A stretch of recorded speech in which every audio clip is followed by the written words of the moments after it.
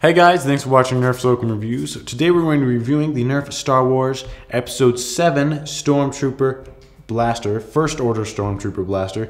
This not to be confused with the Deluxe Blaster. It's practically the same thing, the same name, but it's just without the Deluxe.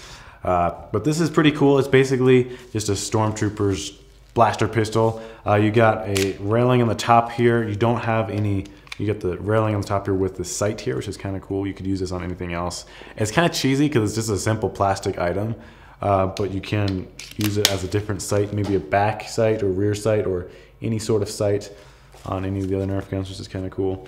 It looks like there was going to be a railing on the bottom there, but there's not. I mean, it would be too small to have one.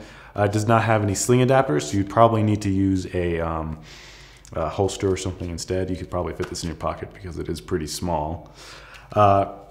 How to use this gun: basically you load the dart in the front.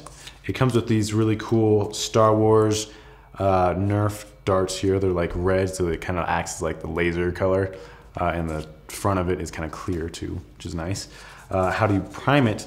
It's kind of interesting because it's like hidden right in here. You pull this back with your finger and you let it go and you pull the trigger. It's fairly simple, and it's kind of weird because it is a kind of a small hole here. However, you can pull it back and it's pretty short to pull too, which is also surprising because even though it's so short, it does get some pretty good ranges on it. I mean, from what I've seen so far. So yeah, it seems to be pretty strong at least. For the pros and cons of this, first off, the pros, it does come with this nice sight here, which is kind of cool. You can use it on anything else. If you have a gun that only has a front sight or you're missing a back sight or something, I kind of like it because it reminds me of the thing on the long strike or even like the recon, how it's just kind of a pointless little sight and it's kind of cool to have. It's nice that it has a railing. It's really small, so you can easily fit it in your pocket. It's fairly comfortable. The grip is kind of small though, so you can just fit one hand around it, and my fingers are like overlapping over my thumb just because the grip is pretty small, but that works pretty well for smaller people, smaller children. For the cons of this, it's a little weird how the priming works because you pull it back in here. You can't use two fingers because it is pretty small. And it just looks a little bit odd that you use it. I mean, it just seems different than normal. But yeah, it is pretty cool though. So I think that is it for this gun. So let's get into the shooting test. Alright, so we got the Star Wars Episode 7 blaster here.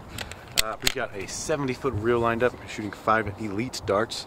That's a little different, but let's see how well it goes.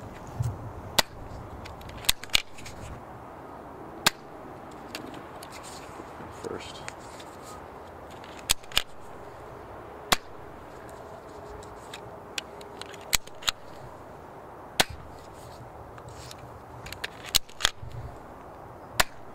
So for the range of this gun, the darts landed mostly from 28 to 38 feet. I think the accuracy seemed to be pretty good because they seem to have a pretty tight range. They're pretty close to the reel. However, they did fall a little bit shorter than some of the guns. So I'd say maybe 24 feet effective range. Just under 25 because it doesn't shoot as far as some of the guns would. I like it. It's kind of cool. I think it's kind of a nice pistol, but I think it's kind of goofy the way it works, and I have to put your fingers in there. I can really only fit one finger in there, and it's kind of hard to reach in there when you're trying to go really quick, trying to pull it out really quickly or something. So it's a little weird. I do like this sight though because I feel like they could use this on other Nerf guns because they have front sights, but they don't have rear sights, so this could act as a rear or something.